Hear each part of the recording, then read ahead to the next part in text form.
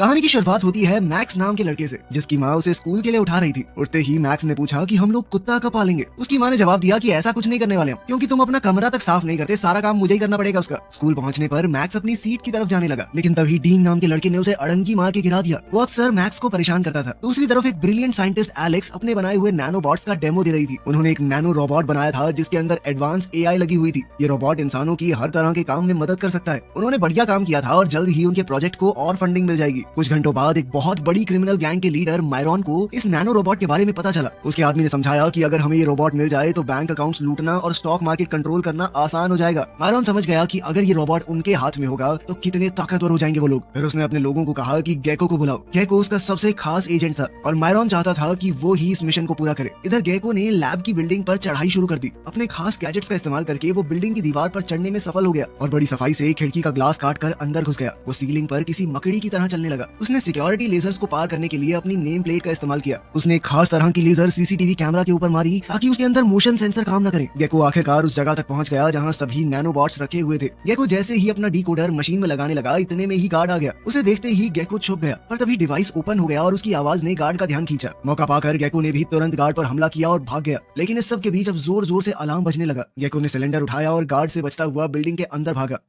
ठीक इसी वक्त मैक्स अपनी रात वाली जगह पर पहुंचा, जहां वो अक्सर गाने सुनते हुए दीवार पर कुछ न कुछ बनाया करता था। गेको गार्ड से बचते बचते एक पुल के पास पहुंच गया और वहां पर गार्ड्स ने उसे हर तरफ से घेर लिया। गेको ने बड़ी चालाकी से एक गार्ड की आंखों में टॉर्च मारी और फिर फटाक से उनके ऊपर हमला कर दिया। वो दोनों गार्ड्स का एक साथ सामना कर रहा था, लेकिन इस लड़ाई के दौरान उससे नैनो सिलेंडर ब्रिज से नीचे गिर गया। नीचे मैक्स को वो सिलेंडर मिला और उसे लगा कि शायद ये पेंट करने वाला स्प्रे है। मैक्स हैरान हो गया क्योंकि उसने ऐसा स्प्रे कभी नहीं देखा था। ऊपर गेको दोनों गार्ड्स को ढेर करके पाइप्स के जरिए वहां से भागने लगा। उधर मैक्स जब उस सिलेंडर का दीवार पर इस्तेमाल कर रहा था तो वो हैरान हो गया, क्योंकि जो भी वो सोच रहा था वो अपने आप बन रहा था। लेकिन जल्द ही स्प्रे खत्म हो गया। सारे नैनोबॉट सिलेंडर से बाहर आ चुके थे, जिसके बाद मैक्स ने उस सिलेंडर को वहीं फेंक दिया। तभी गेको सिलेंडर को ढूंढता हुआ वहां पर आया। उसे सिलेंडर मिल गया, जिसे उठाकर वो भी मैक्स के साथ साथ वहां से निकल गया। लेकिन तभी अचानक वो कुत्ता जो मैक्स ने दीवार पर बनाया था वो दीवार से बाहर आ गया, क्योंकि असल में वो सभी नैनोबॉट्स थे। कुछ देर बाद गेको सिलेंडर लेकर मायरॉन के पास पहुंचा और उसने वो सिलेंडर अपने बॉस को दे दिया। लेकिन मायरॉन कंफ्यूज हो गया, क्योंकि उस सिलेंडर के अंदर कुछ भी नहीं था, वो एकदम खाली था। उधर मैक्स घर वापस जा रहा था और उसके पीछे पीछे वो रोबोट कुत्ता आने लगा। कुत्ते ने गलती से कूड़े का डब्बा गिरा दिया और जब मैक्स ने पलट कर देखा तो वो इनविजिबल हो गया। मैक्स सोचने लगा कि शायद कोई खतरनाक आदमी उसका पीछा कर रहा है, तो वो घबरा कर अपने घर की तरफ भागने लगा। कुछ देर बाद पुलिस वाले जांच पड़ताल करने के लिए लैब में पहुंचे। एलेक्स जगह पर घूमते हुए ये समझने की कोशिश करने लगी कि चोरी आखिर हुई कैसे। फिर वो अपनी साथी स्काइबा से मिली। स्काइबा ने उसे बताया कि गार्ड्स ने तो उस क्रिमिनल को पकड़ने की बहुत कोशिश की, लेकिन वो चोर इतना खतरनाक था कि सबको चकमा देकर चला गया। इस पर एलेक्स ने खींचकर कहा कि उन नैनो रोबोट्स को मैंने बनाया है, पुलिस की जरूरत नहीं है, मैं खुद ढूंढ लूंगी उनको। सुबह गेको उसी पुल वाले एरिया पर वापस गया जहाँ उसने मैक्स को वो पेंटिंग बनाते हुए देखा था। अब वो मैक्स को ढूंढ रहा था कि वो लड़का कहाँ गया जो कल पेंटिंग बना रहा था। मैक्स को ढूंढते हुए उसकी नजर दीवार पर पड़ी और उसे याद आया कि कल रात को जो उस लड़के ने पेंटिंग बनाई थी कुत्ते वाली, वो तो अब गायब है। मतलब जरूर उन नैनो रोबोट्स का उस लड़के से ही कुछ लेना देना है। अगली सुबह जैसे ही मैक्स स्कूल के लिए निकला, वो रोबोट कुत्ता भी गायब होकर उसका पीछा कर रहा था। अभी डीन और उसके शरारती दोस्त वहां आए और मैक्स को बिना बात परेशान करने लगे। उन्होंने मैक्स का सारा सामान जमीन पर पटक दिया और फिर वहां से जाने लगे। मैक्स बेचारा हताश होकर अपनी चीजें उठाने लगा। तभी उसने देखा कि उसका पेंसिल बॉक्स हवा में तैरने लगा और फिर फटाक से जाकर डीन के सर पर लगा। गुस्से में डीन अपने दोस्तों के साथ वापस आया ताकि मैक्स को सबक सिखा सके, लेकिन वो रोबोट कुत्ता गायब होकर ही मैक्स को बचाने लगा। वो मैक्स के बैग को पकड़कर इस तरह उसे चला रहा था मानो वो कोई मार्शल आर्टिस्ट हो। उस कुत्ते की मदद से मैक्स ने एकदम एक्शन हीरो वाले स्टाइल में अपना बदला लेकर तीनों लड़कों को ढेर कर दिया। उधर सोनिया भी दूर से ये सब देख रही थी और मैक्स को इस तरह लड़ते देखकर वो एकदम इंप्रेस हो गई। ये एक तीर से दो निशाने लग गए, क्योंकि मैक्स भी कहीं ना कहीं सोनिया को पसंद करता था। उधर लैब में एलेक्स सीसीटीवी रिकॉर्डिंग्स देख रही थी और उसने गेको का जबरदस्त फाइटिंग स्टाइल देखकर कहा कि इस लड़के को तो मुझे अपना हेड ऑफ सिक्योरिटी बनाना चाहिए। फिर उसने अपना एक खास डिवाइस तैयार किया जिसकी मदद से वो नैनो रोबोट्स को डीएक्टिवेट कर सकती है, जिसके बाद उन्हें वापस लाना बहुत आसान होगा। कुछ देर बाद मैक्स एक बुक स्टोर में घुसकर कुछ चीजें देखने लगा। वो अभी भी ये नहीं जानता था कि वो रोबोट कुत्ता उसका पीछा कर रहा है। जब मैक्स ने अपनी जेब में हाथ डाला तो देखा कि उसके पास तो कुछ भी खरीदने के पैसे नहीं है। अभी दुकान वाले ने उससे पूछा कि जो चीजें उठा रहा है उसके लिए पैसे हैं तेरे पास। ये देखकर कि आदमी मैक्स से ऊंची आवाज में बात कर रहा है, कुत्ते ने कंचों का पैकेट खोल दिया, जिस वजह से दुकानदार फिसल कर नीचे गिर पड़ा। ये देखकर मैक्स तुरंत वहां से भाग लिया। दुकानदार को लगा कि इसी लड़के ने कुछ किया है। वो मैक्स का पीछा करने लगा, लेकिन इतने में कुत्ते ने उसकी पैंट उतार दी। अपने नैनोबॉट्स को ढूंढ रही एलेक्स को पता चला कि वो उसी एरिया में कहीं मौजूद है। वो तुरंत उस दुकान में पहुंच गई, क्योंकि वहां से बहुत तेज सिग्नल आ रहा था। दुकान पहुंचकर उसने मालिक से कहा कि सीसीटीवी रिकॉर्डिंग दिखा सकते हैं मुझे, जिस पर दुकान के मालिक ने कहा कि अगर तुम पुलिस वाली हो तो वारंट दिखाओ, वरना भाग जाओ यहाँ से। लेकिन एलेक्स एक बहुत जबरदस्त साइंटिस्ट थी। उसने अपने स्मार्ट ब्रेसलेट का इस्तेमाल करके चुपके से सारी रिकॉर्डिंग्स कॉपी भी कर ली।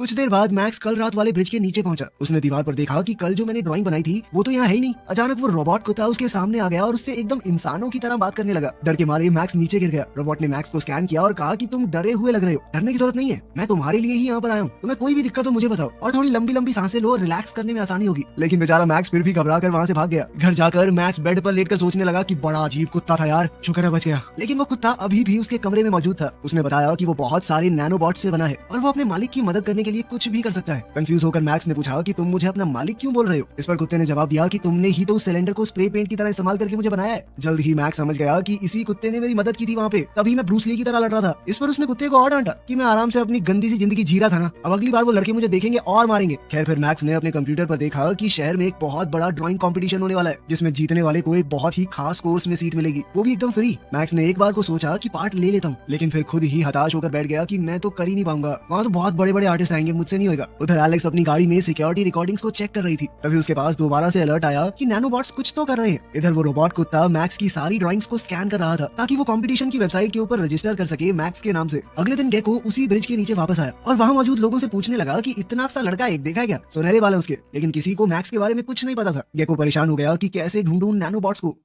घर पर मैक्स अपने नए कुत्ते से बात कर रहा था। कुत्ते ने बताया कि मैं अपनी पहचान छुपा भी सकता हूँ, तुम कहो तो एकदम नॉर्मल कुत्ता बन जाऊंगा मैं, किसी को पता नहीं चलेगा कि मैं रोबोट हूँ। जिसके बाद मैक्स उसे घुमाने के लिए पार्क ले गया और उसे चुप रहने को कहा क्योंकि किसी को पता नहीं चलना चाहिए तू एआई रोबोट है। ये सुनकर कुत्ते ने मैक्स को एक ईयरबड दिया, इसकी मदद से वो दोनों एक दूसरे से बातचीत कर सकते हैं। तभी एलेक्स पार्क में आई और देखते ही समझ गई कि ये तो उसके नैनोबॉट्स हैं। उसने कुत्ते का वीडियो बनाना शुरू किया। मैक्स जब अपने कुत्ते के साथ वॉक कर रहा था तो सोनिया वहाँ आई। सोनिया कुत्ते को प्यार करने लगी और पूछा कौन है ये बेबी, क्या नाम है इसका। मैक्स ने तुरंत जवाब दिया फॉक्स्टर, फॉक्स्टर नाम है इसका। वो लोग बात कर ही रहे थे कि तभी सोनिया की दोस्तों ने उसे बुला लिया। उसने मैक्स से कहा कि हम आर्ट फेस्टिवल जा रहे हैं, हम बाद में मिलेंगे कभी, ठीक है। ये कहकर सोनिया वहाँ से चली गई। तभी फॉक्स्टर ने महसूस किया कि लड़की के जाते ही तुम्हारा हार्ट रेट थोड़ा डाउन हुआ है, क्या चक्कर है साहब, प्यार व्यार करते हो क्या उससे, उससे बात करनी है क्या। इस पर मैक्स ने फॉक्स्टर को समझाया कि उसका बॉयफ्रेंड है, वो गुंडा था ना डीन, उसी की गर्लफ्रेंड है वो, आसपास भी फटका तो बहुत मारेगा मुझे। उधर एलेक्स गाड़ी में उनका पीछा कर रही थी। अपने ट्रैकिंग डिवाइस से उनकी बातें सुनते हुए उसने सोचा कि फॉक्स्टर को डीएक्टिवेट कर देती हूँ। उसने अपनी बंदूक निकाल ही ली थी पर तभी उसके दिमाग में एक आइडिया आया कि क्यों ना मैं इस चीज को एक एक्सपेरिमेंट की तरह चलने दूं, इससे ये भी पता चल जाएगा कि इन रोबोट्स के रियल लाइफ में कितने फायदे हैं। उधर गेको ने हर तरफ ढूंढा मगर मैक्स उसे कहीं नहीं मिला और मायरॉन का प्रेशर उसके ऊपर बढ़ता जा रहा था। बाद में फॉक्स्टर ने मैक्स को मनाया कि तुम भी आर्ट्स फेस्टिवल में चलो, वो लड़की जान के बता के गई है तुझे, सिग्नल था वो कि तू भी आजा। अब फेस्टिवल में घूमते हुए फॉक्स्टर ने तुरंत सोनिया को भीड़ में ही ढूंढ लिया। मैक्स ने देखा कि डीन भी वहाँ डांस कॉम्पिटिशन में हिस्सा ले रहा है। जब मैक्स ने देखा कि डीन कॉम्पिटिशन जीत रहा है और सोनिया भी जोर जोर से उसके लिए चिल्ला रही थी तो वो अंदर से सड़ गया, उदास हो गया। अब मैक्स वहाँ पर एक पल के लिए भी रुकना नहीं चाहता, लेकिन फॉक्स्टर ने उसे रोका और कहा कि मेरे साथ चलो, लड़की को इम्प्रेस करने का आइडिया है मेरे पास। वो मैक्स को सोनिया की नजरों में एकदम हीरो बनाना चाहता था। वो दोनों एक बड़े गोदाम में गए। फॉक्स्टर ने अपनी शक्तियों का इस्तेमाल करके मैक्स के कपड़े पूरी तरह बदल दिए और कुछ नैनोबॉट्स उसके शरीर के अंदर भी घुस गए ताकि वो मैक्स के शरीर को कुछ हद तक कंट्रोल कर सके। अपने इस नए स्टाइलिश लुक के साथ मैक्स एक बड़ी सी दीवार पर चढ़कर अजीबोगरीब स्टंट्स करने लगा। साथ ही वो स्प्रे पेंट का इस्तेमाल करके एक बड़ी सी ड्राइंग बना रहा था। शुरुआत में तो किसी को समझ नहीं आया कि आखिर वो कर क्या रहा है, लेकिन उसकी जबरदस्त कला को देखकर लोग उसकी तरफ खिंचे आ रहे थे। मैक्स ने जबरदस्त स्टाइल में पेंटिंग खत्म की। जल्द ही सोनिया को महसूस हो गया कि ये तो उसकी ही ड्राइंग है। कुछ देर बाद गेको भी फेस्टिवल में आ गया। डीन को देखकर गेको ने मैक्स का ड्राइंग के पास वाला सिग्नेचर दिखाया और पूछा कि तुम इसे जानते हो। डीन वैसे ही मैक्स से चिढ़ता था तो उसने मैक्स के बारे में सब कुछ बता दिया। उधर सोनिया ने मैक्स को वो थिएटर में मिली हुई ड्राइंग दिखाई और पूछा कि क्या ये तुमने बनाई है। जब मैक्स ने शर्माते हुए हाँ कहा तो सोनिया ने उसे गले लगा लिया। घर वापस जाते हुए मैक्स ने फॉक्स्टर से कहा कि तुम गायब हो जाओ, मम्मी को जानवर पसंद नहीं है घर में। लेकिन वो ये नहीं जानता था कि गेको भी उस पर नजर रखे हुए है। तभी गेको ने देख लिया कि फॉक्स्टर जादू से गायब हो सकता है। जैसे ही मैक्स अंदर आया तो उसने अपने माँ बाप को बहसते हुए देखा। उसने उनकी बात सुन ली कि वो जल्द ही दूसरे शहर में शिफ्ट होने वाले हैं। ये सुनकर मैक्स को बहुत गुस्सा आया। उसने कहा कि अगर जाना है तो आप दोनों चले जाओ, मैं कहीं नहीं जाऊंगा। ये कहकर वो बाहर की तरफ भागा। उसके पिता उसे मनाते हुए पीछे पीछे दौड़े, लेकिन वो घर से बाहर भाग गया। उधर एलेक्स और गेको ये सब कुछ देख रहे थे। जल्द ही गेको को फॉक्स्टर के छोड़े हुए कुछ नैनोबॉट्स मिले। मैक्स अभी भी अपने पिता से आगे भाग रहा था। उसने भागकर सड़क पार की और उसके पिता उसके पीछे थे, लेकिन तेजी से आ रही एक गाड़ी ने उन्हें टक्कर मार दी। ये देखते ही मैक्स की माँ मदद के लिए चिल्लाई। अपनी माँ की आवाज सुनकर मैक्स मुड़ा और वो भी बहुत घबरा गया। एलेक्स ने फॉक्स्टर की तरफ देखा और वो हैरान रह गई क्योंकि वो जानती थी कि अगर फॉक्स्टर चाहता तो आसानी से ये हादसा रोक सकता था। कुछ देर बाद गेको मायरॉन के पास वो नैनोबॉट्स लेकर पहुंचा। उन्हें देखकर मायरॉन बहुत खुश हुआ। उसने प्लान बनाया कि इनके ऊपर स्टडी करके ऐसे और भी नैनोबॉट्स बना देंगे हम।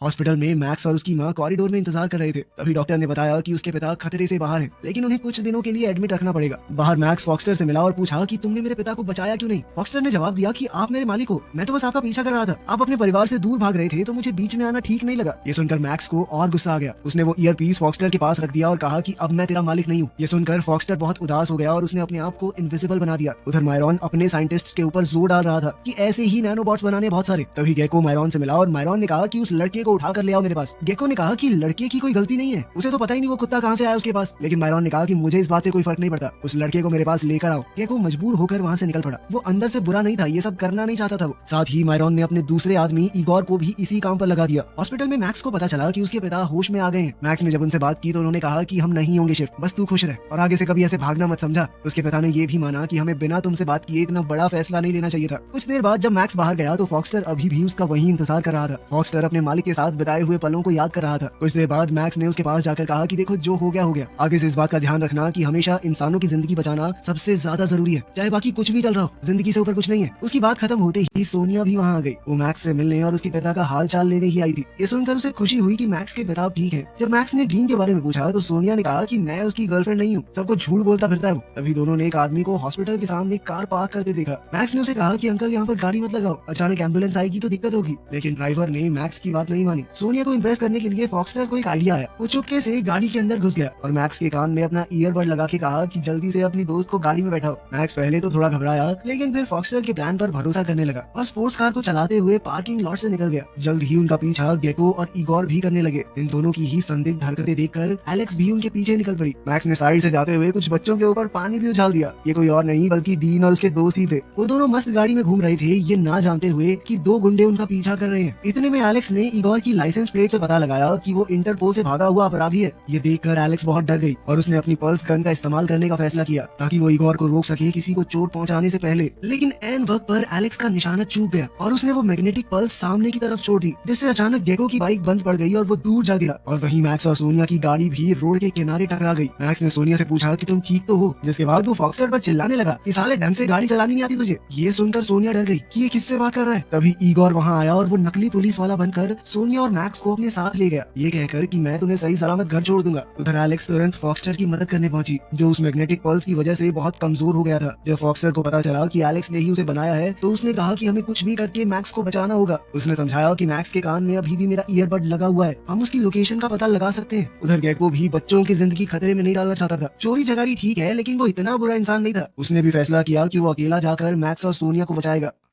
दूसरी ओर अपने अड्डे पर मैक्स मायरॉन और सोनिया से फॉक्सटर के बारे में पूछ रहा था। उनका समय बर्बाद करने के लिए मैक्स झूठ बोलता रहा कि वो रोबोट तो हॉस्पिटल में है। आखिरकार फ्रस्ट्रेट होकर इगोर ने दोनों को बंद कर दिया और मैक्स के कान में लगा हुआ वो ईयरबड भी छीन लिया। अब इगोर एलेक्स और फॉक्सटर की बातें आसानी से सुन पा रहा था। जल्द ही फॉक्सटर गेको के साथ साथ गायब होकर मायरॉन के अड्डे में घुस गया, लेकिन उसे ये नहीं पता था कि बाहर इगोर ने एलेक्स को भी पकड़ लिया है। जब वो उस जगह पर पहुंचे जहाँ मैक्स और सोनिया को रखा गया था, गेको अजीब सा बर्ताव करने की कोशिश करता है। जब वो उस जगह पर पहुंचे जहाँ मैक्स और सोनिया को रखा गया था, तभी इगोर ने गार्ड से कहा कि जल्दी पकड़ो उस रोबोट कुत्ते को। लेकिन फॉक्सटर अपनी शक्तियों का इस्तेमाल करके उनसे लड़ने लगा। वो गायब होकर उन पर अंधाधुंध हमले करवा रहा था जिम वाली चीजों से। गेको भी कहीं न कहीं उसकी मदद कर रहा था। आखिर में फॉक्सटर ने उन तीनों को ही जेल में बंद कर दिया और मैक्स और सोनिया को बाहर निकाल लिया। अब सभी लोग जल्द से जल्द वहाँ से भागने की कोशिश करने लगे, लेकिन एन मौके पर मायरॉन ने एक ट्यूब के अंदर फॉक्सटर को पकड़ लिया, जिसके बाद बाकी सब भी वहाँ से भागने में नाकाम हो गए। मायरॉन ने सोनिया को उठाया और बिल्डिंग से नीचे फेंकने की धमकी दी। वो चाहता था कि एलेक्स फॉक्सटर को रीप्रोग्राम करे। सोनिया की जान बचाने के लिए एलेक्स मान गई। मौका देखकर एलेक्स ने गेको से मदद मांगी। गेको ने कहा कि हाँ मेरे पास एक प्लान है। जब वो लैब में पहुंचे तो एलेक्स ने मायरॉन से पूछा कि आखिर तुम नैनोबॉट से क्या करवाना चाहते हो, क्या प्रोग्रामिंग करूं मैं। उसी दौरान गेको ने अपने फोन में रिकॉर्डर चला दिया ताकि मायरॉन के खतरनाक इरादे रिकॉर्ड हो जाए, कोई सबूत तो हो उनके पास पुलिस को देने के लिए। फिर एलेक्स ने कहा कि ठीक है मैं इसे खतरनाक बना दूंगी, लेकिन प्रोग्राम करने के लिए पहले ट्यूब को निकालना पड़ेगा। लेकिन जैसे ही फॉक्सटर पर लगी हुई ट्यूब निकाली गई, गेको ने पास में पड़े एक फायर एक्सटिंग्विशर से कंट्रोलर पर हमला कर दिया, जिसके बाद लैब का एक हिस्सा तबाह हो गया। फॉक्सटर तुरंत अपनी सुपर स्पीड का इस्तेमाल करके सभी अपराधियों के छक्के छुड़ाने लगा। वो एक के बाद एक सबको ढेर करता जा रहा था। वो जल्दी से मैक्स के पास गया और कहा कि मुझे डिसइंटीग्रेट करने का ऑर्डर दो, क्योंकि मैं किसी भी हाल में मायरॉन के लिए काम नहीं करना चाहता। मैं किसी भी हाल में एक बुरा रोबोट नहीं बन सकता। मैक्स ने भारी मन से फॉक्सटर को डिसइंटीग्रेट होने को कहा, लेकिन जाने से पहले फॉक्सटर ने कहा कि मैं हमेशा तुम्हारे साथ रहूंगा। और फिर मैक्सटर तुरंत हजारों टुकड़ों में बढ़ गया। इस बात से गुस्साए मायरॉन ने गेको को मुक्का मारकर बेहोश कर दिया और इगोर को जल्दी से हेलीकॉप्टर बुलाने को कहा। मायरॉन सोनिया को पकड़कर अपने साथ छत पर ले गया। मैक्स ने उसे रोकने की कोशिश की, लेकिन वो चाहकर भी कुछ नहीं कर पाया। प्लेन में चढ़ने से पहले मायरॉन ने सोनिया को नीचे फेंक दिया। अचानक फॉक्सटर के सभी नैनोबॉट्स मैक्स के शरीर में घुस गए